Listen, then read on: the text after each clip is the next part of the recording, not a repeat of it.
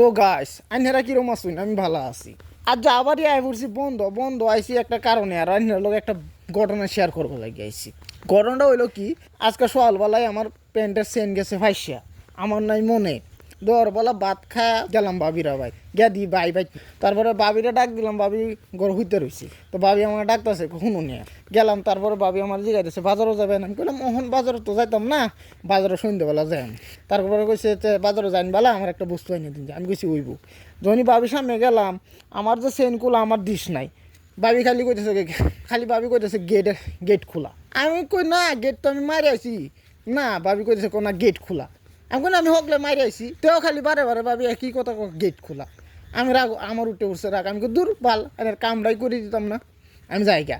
যখন বাবিরা হইতে আইসি বাড়িয়া আওয়ার পরে তো দেখো রে আসলে তো আমার তলের গেট খোলা। আরে অত গাছ, আমি বিরাট চিন্তাত আছি।